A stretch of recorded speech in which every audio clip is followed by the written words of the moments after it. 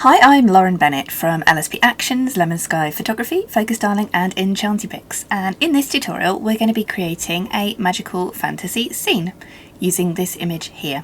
You can either use the images provided to practice, to learn some new techniques, or you can use your own images and create some similar techniques used in this tutorial. We will be going through a few advanced Photoshop techniques. This is a practice so that you can learn these techniques. So if you're a beginner, you can follow along. If you've already got Photoshop knowledge, then you're going to find this a lot easier to understand, but I'll try and explain everything as we go.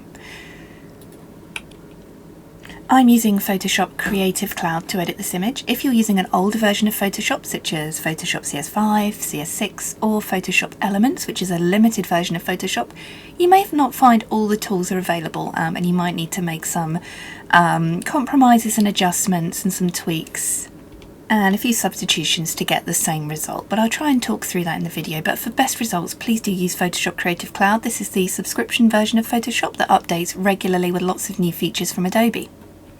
Okay, so we've opened up this background. This is a flat background image. This is created via AI. And with all AI images, there may be slight areas of imperfections, but I find with a fantasy image that really doesn't matter, because you're going to be creating this fantastical scene, editing, adding some blur and things like that. So you can either place your subject in by coming up here to File, Place Embedded, or you can copy and paste. I much prefer placing the subject in, because that will place the subject in as a smart object on its own layer and give you a few more editing options. So I'm going to come up to File and choose Place Embedded. So this is going to place this in as a smart object. When placing your subject into a scene, make sure you can see your Layers panel up here. If you can't, come up to Window and choose Layers. So you can see here we have the background layer, that's the this fantasy background, and the subject has appeared on top, which is why the subject is over the top of this layer. Layers are like layers of paper, book pages, imagine it like that. What I like to do is bring the opacity down. That's here on the opacity slider up here. And now we're going to resize. Using keyboard shortcuts is really handy when it comes to Photoshop. You can hold down Control or Command on your keyboard and hit T, that's for free transform. Or you can come up here to Edit and you can hit Free Transform. Keyboard shortcuts, you'll see a lot of them, if they've got a keyboard shortcut, is listed on the menu. And it's great because it means you can edit with one hand on the keyboard and one hand on your mouse or tablet. So I'm just going to roughly place our subject in, paying attention to where the feet are landing, but we can tweak this a little bit later. And I'm just going to turn the opacity back up again. The next thing we're going to want to do is cut the subject out. We're not going to do that by erasing the background, we're going to do it in a much less destructive way. So you're going to want to add a layer mask. Your layer masks are down here on the bottom panel. A layer mask, it looks like a rectangle with a circle in. So you're going to hit that. It allows you to hide parts of your image, bring them back anytime if you need to. And we do this by brushing. So you see the layer mask is white, that means we can see the subject. Like a lottery scratch card. So you want to grab your brush tool on black and start removing this background. My brush is a kind of a medium round brush here. Normal mode, 100% opacity. At the moment I'm on 60% flow. I prefer to work with flow rather than opacity because it builds up the intensity of the brush as you're going. This is good if you're using an older version or a limited version of Photoshop. If you're using Creative Cloud, you can click on the layer of your subject, come up to Select and choose Subject. Photoshop selection tools are evolving all the time. Now because the subject is selected, you see the marching ants around it, that means that nothing else is. So if we go back, click back on the layer mask, it's going to rub our subject out. We don't want that, you want to invert the selection. You can do that by holding Control or Command, Shift and I, or you can go Select, Inverse. It may not look very different, but what that has done is selected everything but your subject. So we're going to continue and just brush this background away. Now while this selection may look nice while we're zoomed out at the moment, if we zoom in you may find that certain areas like the hair are not selected very well. To take your selection away, Control or Command and hit D, that's for deselect.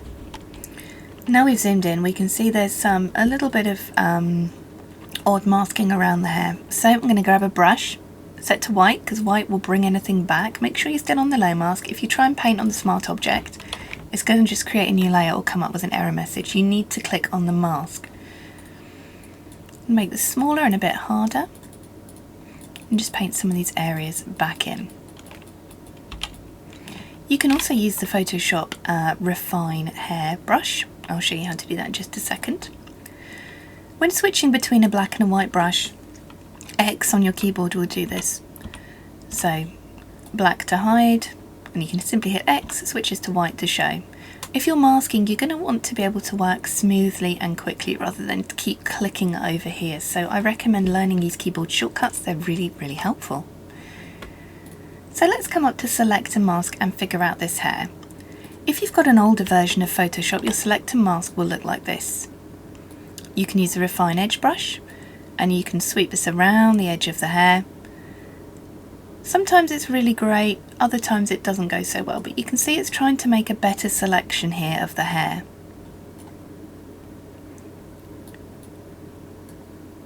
If you're on Photoshop Creative Cloud or full versions or newer versions of Photoshop, sorry, you can go up to Select and hit Select and Mask. And that will bring up this different panel. Again, you can go on the Refine Edge brush and brush this around the hair. You've also got a hair refine option here, refine hair. If you don't like it, for some reason it's not working too well on this image, so Control or Command Z to undo. And when you're happy with your selection, you can hit OK. Now you can see there's some green haloing here because our subject was originally on a very, very luscious green background. And this background is very kind of grey, pink, orange and red. So what we're going to do now, this is a little bit more advanced, is we're going to add some adjustment layers. They're down here, the little half and half circle. If you click this, you get lots of different options. This is going to add an adjustment to your image as another new layer rather than directly editing the layer. So I'm going to add a hue and saturation. Now if I move this around, it's going to change the whole image. So what we want this to do is only change our subject and selection. So right click and choose Create a Clipping Mask. And that's going to clip this down. Can you see that? It's clipped it down. So any adjustments we make now are only going to affect the subject and not the background.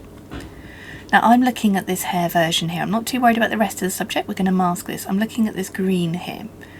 So from the drop down I'm going to choose yellows, move it a tiny bit into the greens. This is our kind of the area of colour that this layer is working with. And I'm just going to move these to the left a little bit, and you can see now we've kind of changed any of that green haloing that we had into a red tone that fits the background a lot better. If you want to paint this only onto one area, you can Control or Command I to completely invert the mask and use your white brush to then paint this on. Or we can have the mask completely showing and you can use a black brush to paint this off. It's entirely up to you. I think I'm going to leave it exactly as it is, affecting this whole layer for now because it's kind of matched the tones a bit better.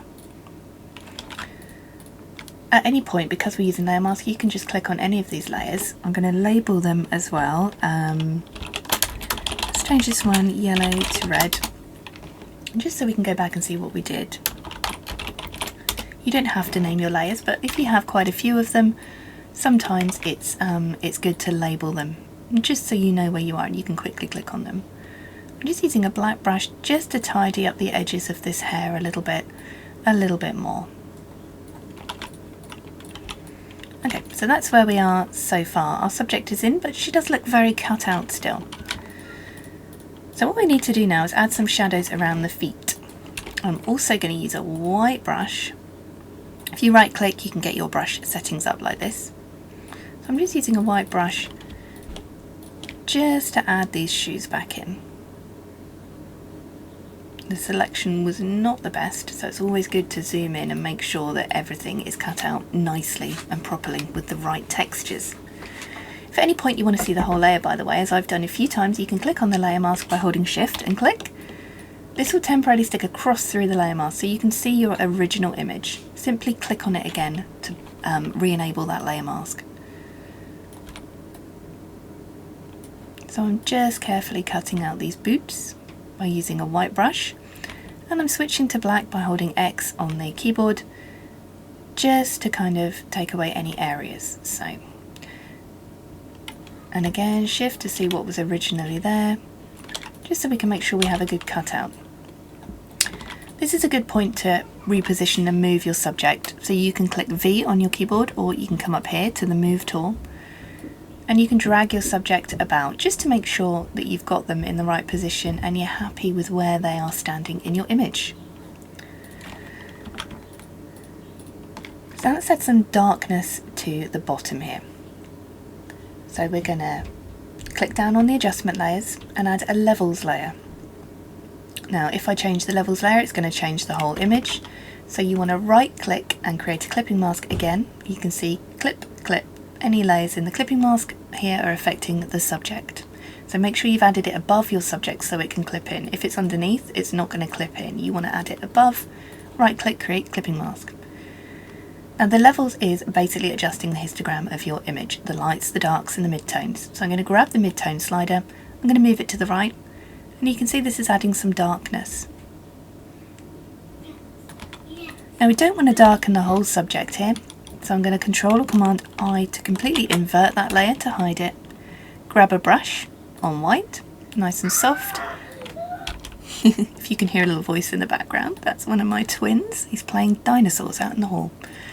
Okay, so I've grabbed a brush set to white, and I'm just going to lightly bring this down over the bottom of the subject. Again, my brush settings are normal, 100% opacity. It's the flow here that I'm changing. This is how strongly that brush will affect the image.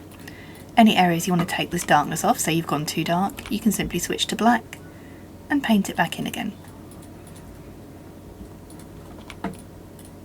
It's very important to, again, keep an eye on the lighting of the overall image and your subject, because we're trying to blend the two together. So we're editing the subject only by clipping layers to it, and in a while we'll edit the background by just adding layers above the background. Let's change this to shadows. Shadows over subject. Now what you want to do is add some shadows underneath your subject too. So I've clicked under the shadows layer here. Remember, these are like book pages, so I've gone back down here to the background. So clicking on the background layer, any adjustments that we add here are only going to affect the background, not the subject, because these layers are underneath. So let's go ahead and add a levels layer. What we're going to do is going to darken the area underneath our subject's feet so we can paint it on as shadows. So again, I'm bringing this middle slider to the right. I'm also going to bring this one up here. You see this bottom slider? Where it's in the white, so I'm going to bring these in, and that's going to darken the lights of the image there. You see underneath and behind our subject, it's very, very dark. So I'm going to call this dark underneath. Underneath, that will do. I'm going to click on the white layer mask, Control or Command I to invert. And let's zoom in and paint some shadows under our subject's feet. Now, it's very tempting when doing shadows to just kind of do something like this, but that can actually have a negative effect and still make your subject look like they're floating. So instead, what we're going to do is we're going to create our brush to create a better shadow. So right click, and let's squash our brush down a little bit. And let's put our brush at a bit of an angle. The angle and the level of squashing, that really depends on the light in your image. So have a look round at the general shadows in your image, if in doubt, and in your original, and try and merge something in between the two. If your subject is already standing on a background that's very, very similar to the digital you're popping them into, then you can simply lightly paint a little bit of the background back in to blend and merge. So I'm just going to use this now, this brush, and what this is going to do is going to kind of create some shadow shape for me here. So you can see I'm just lightly rubbing this in and clicking. Shadows will always be more intense right next to the feet, and then they will fade off. but make sure you're matching the light direction. I'm going to click on the background. I'm going to add another layer for shadows, just to really completely darken that down though, almost to black, using the same technique, Control or Command I. And I'm just going to run this right underneath the boot, so very, very close. So we have two shadows going on, one very, very dark, and one here a little bit. So let's call this one very dark. And the dark underneath is still very, very dark, but not quite as dark. So we can just add that to blend and merge. Now what I want to do is to also darken down the boots a little bit more. So back on our subject, I'm going to add another levels layer, or curves, either one will do, curves or levels, and bring the middle slider down. Control or Command I to invert that, back to our normal round brush, and I'm just going to add this on the underside of the boots. Just so we can blend those shadows in, so we have a much more realistic looking shadow. And next time I'm going to do a little bit of liquify, only because she's looking quite serious. So I'm just going to come up here to filter. Make sure you've clicked on your subject layer, not the layer mask, the actual layer, because these are two different things even though they're on the same level. Come up to filter and hit liquify. I'm just going to give her a hint of a smile, so let's zoom in a little bit on the liquify panel. Grab the forward warp tool at the top here, and I'm just going to pop that smile up a little bit. With a smile, it's important not just to move the mouth, but also the cheek a little bit too. So think about how facial muscles move.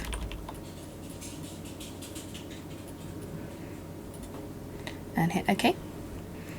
At that point, you could liquify hair. You could liquify means it's just pushing and moving the pixels around to create a slightly different shape. I'm just going to add a little bit more stylizing now. So we've changed the yellows to red, we've added some shadowing over our subject and some darkness onto the boots and shadows underneath. I'm just going to add a little bit more contrast to the subject to fit this background, and to do that I'm going to come down to the adjustments and add another levels layer, and I'm just going to inch these blacks darker, and I'm going to inch the highlights brighter. So do that until you're happy. Grab your brush set to black, and you can paint this off anywhere where you don't want it to show, or again you could invert the whole layer and just paint it on where you want it to show.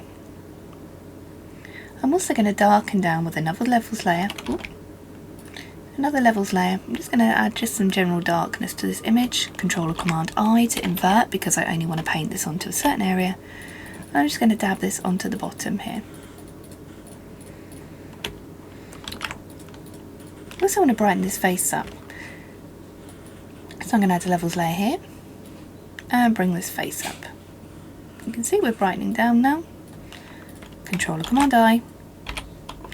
If you own any of my LSP actions, you can do this simply by clicking a button. For this kind of image, the LSP Sentimental Storyteller and the outdoor editing actions work really, really well. But in this tutorial I'm showing you how to do it by hand. Okay, so let's see where we were. Editing our subject. We've blended our subject quite well with the background now. Just realised there's a little bit, can you see up here? A little bit of the subject layer still left in, so I'm just brushing that off. So next up we're going to want to add some wings. File, place embedded, locate the download. And again this is going to place it in the same way that we placed our subject. Now this has actually placed it underneath all these clipping layers, so we don't want to do that. So I'm just going to drag this to the top. And what this has done is unclipped all the layers. So I'm going to click on all of these, shift click, control click, command click, all one at a time, and create that clipping mask again just to affect our subject. That was just a little mistake on my part, but as a handy thing to know. So now we've added the wings, we're going to want to cut them out, aren't we, in the same way that we did our subject. You could try select subject. It may not quite know what to select. It might do a good job, you just never know. It's done quite well cutting out the outside of these wings. It's missed a few areas here. So on the selection tool, if you use quick selection, and you can hold down Alt, and this will unselect anything that's been selected. or you can just not hold anything and it will act as a selection. If it doesn't, you can hold Shift. So let's just try and get as much of these selected as possible. And then up to Select and Mask. And just to double check that selection there, and you can add a few little bits in, you can tweak that selection just to make sure it's a good cutout, and hit OK. And then we're going to want to add a layer mask using that selection, so down here to the layer mask option, and it's added that layer mask cutout. Control or Command T again, we're going to resize or edit, free transform. And let's just bring this in to a right size for our subject. I'm going to bring the opacity down again as well, just so I can see where we're going.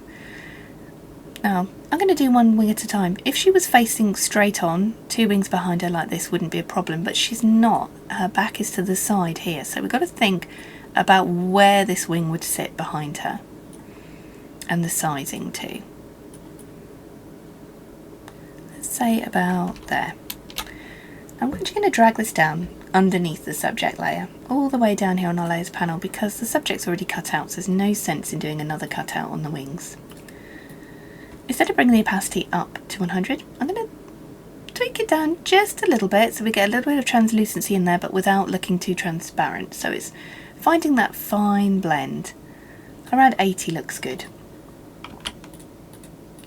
And I'm going to get rid of this wing for now. But I want to use this wing again, so what I'm going to do is right click and duplicate this wing layer. You see, we've got 2 copies with the exact same cutout. I'm just going to click the eye icon to hide that second one for now, and come back down here on the one we're working on. Click on the layer mask with the brush set to black, and let's paint this other wing away for now.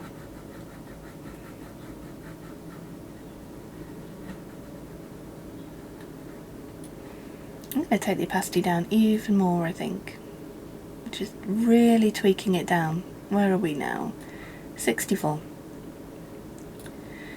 So clicking on the other wing, I'm going to turn it back on again. Let's make the opacity the same. And this time, Control or Command T to free transform and move, or edit, free transform. And let's just make this wing a little bit more squashed. I'm only looking on this side, and let's just rotate that around and think where that one might be sitting. You can also right click and use warp. Oh, not if you're in a smart layer, sorry. If you didn't have the layer mask on, you could. So I'm just going to add that one in there, and on the layer mask I'm going to get rid of this side of it, because remember it was duplicated and we don't want that coming over, so I'm just choosing which areas to show. So I'm going to get rid of that bottom bit there because that's not needed.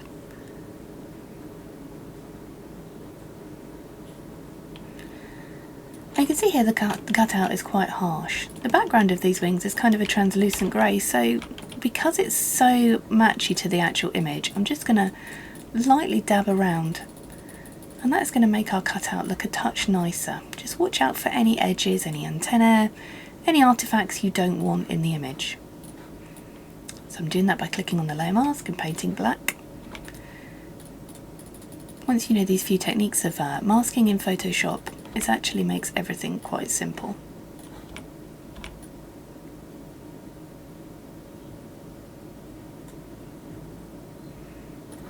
If you wanted, you could also add a little bit of blurring to these wings, and you do that by coming up here to Filter, Blur, Gaussian Blur.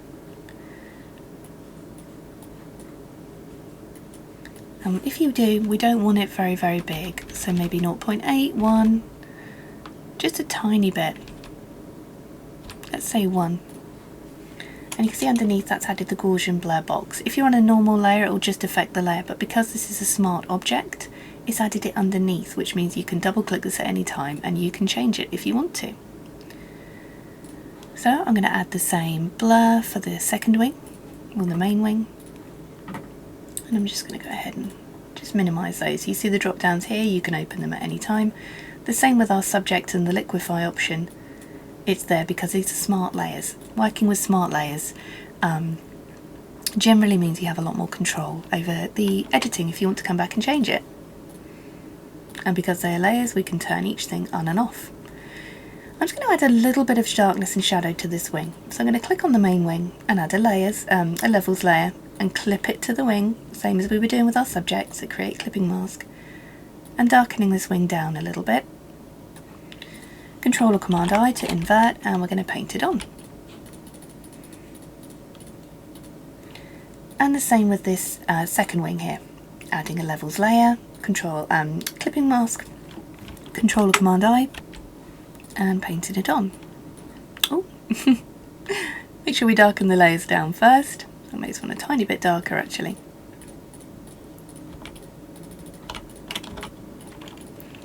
Okay, so we've added those little wings in, and you can click the wings. If you're going to change the wing, Control or Command T again, and we can just change the positioning, change the area of this, wherever you want it to sit.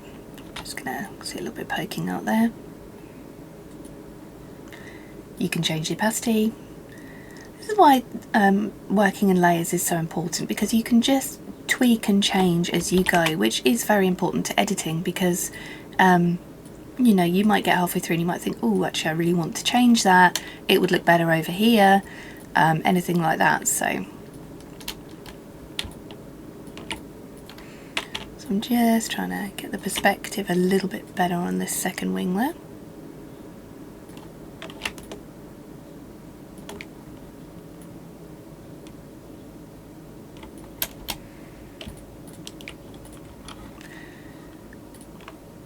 What I might do is liquefy that wing a little bit. So just bringing that one in there.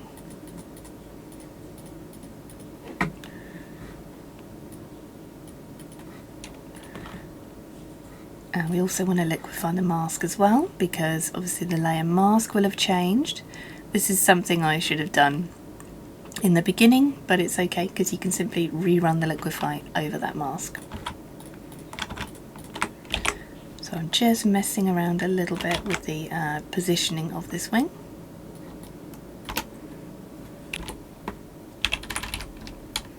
Okay, let's go with that for now. So next up, I'm going to add a little bit of editing to this background. So clicking on the background layer, adding a curves, I'm just going to drag the darkness down a little bit. This middle slider here, so just click on the middle and drag that down. That's dragging those mid-tones down, and it will drag everything with it. So I'm lifting some of those highlights back up and moving the darkness around. So it's just getting a slightly more contrast evening feel. You can change the opacity of this until you're happy. And what I'm going to do with a big black brush, so I'm just making my brush bigger, you can use the square bracket keys to change your brush size. I'm just going to paint that off the middle area behind our subject here, just so the attention's coming in on the subject. Speaking of that, I'm going to add another curves layer. I'm just going to bring that brightness up a little bit. Control Command I, and let's just dab this around here, just around our subject, so we're bringing the attention in.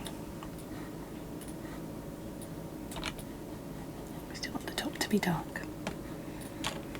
Place it over the top. So I'm going to click right on the top of all the layers and come up to Place Embedded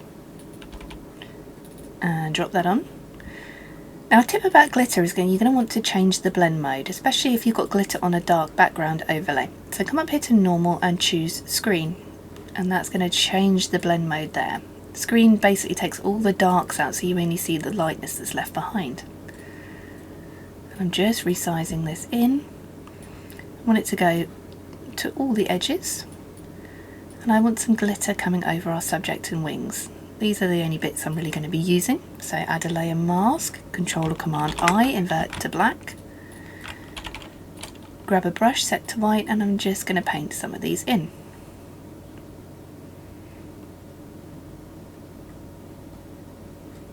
Because what we want to do is match some of that bokeh that's in the background there, adding it over our subject. And you can also add a little bit of blur in the same way, clicking on the layer, filter, blur, Gaussian blur, and we can make these a little bit blurred, so a little bit more in the foreground. And any of these you don't want, you can just grab a black brush and paint them off.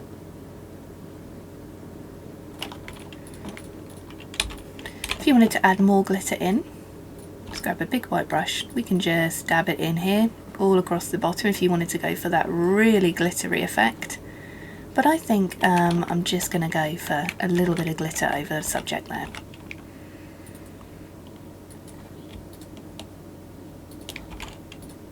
How about we add a little bit more around here? Now one of these things is this is slightly not completely black. You can see we have a line here, so I'm going to add levels, clip it in, very repetitive really, levels and clip a lot of this, and bring these darks in, the blacks in, and you'll see that's just going to make the black disappear up here.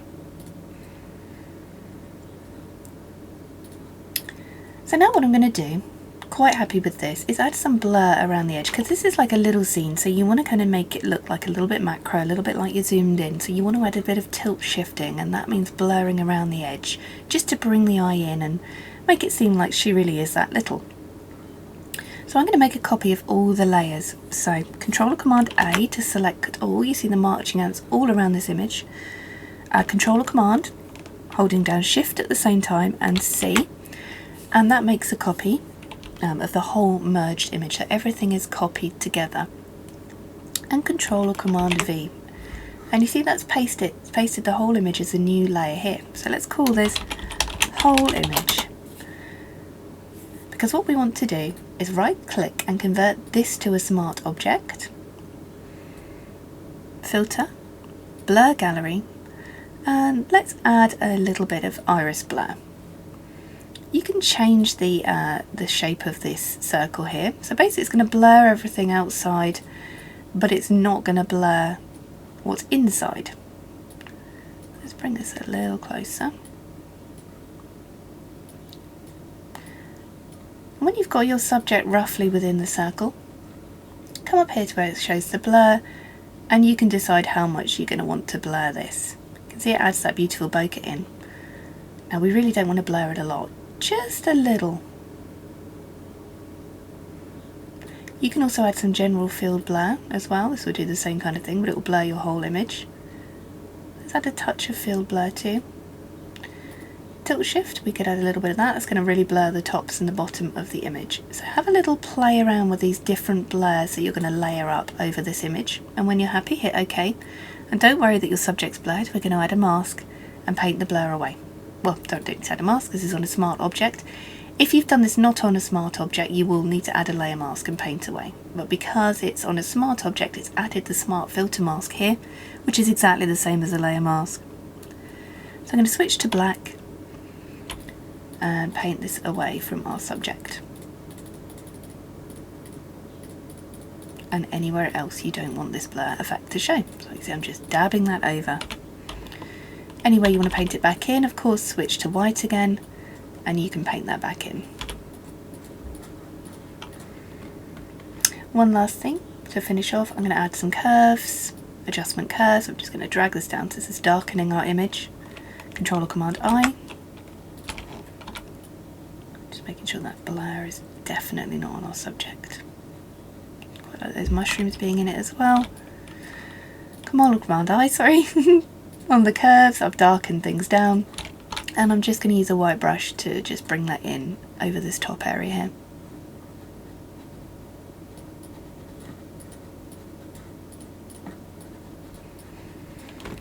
here. Okay, so let's see where we started. What I'm going to do is just put these things in a group. So we went ahead and opened this image. We added in our subject with the layer mask selection, added in some hue and saturation to take those yellows and greens into the red tone so it matches the image, added in some shading over our subject, some levels and curves to darken up and brighten up certain areas by adding in some contrast, by adding in shadows and painting in these specific areas on the layer masks. We added shadows underneath our subject's feet down here, adding those in to ground the subject, added these fairy wings in and added some editing layers to those plus some transparency. And then we added some glitter over the top of our subject to kind of match this bokeh in the background, to nestle her in, to make her more embedded within the scene. So it's good to have elements in front as well as behind. Copied the whole image, converted it to a smart object. Added some blurs from the blur gallery up here on the filter menu, the blur gallery here. Added some field blur, a little bit of tilt shift, a little bit of iris blur, and just used some black to paint this off our subject. And then we added in curves just to add some darkness in. And that's the image edited. So I do hope you enjoy the other tutorials. Again, skip back, pause it, take your time, zoom in, take your time with that and just enjoy playing. I'm Lauren, thanks for watching.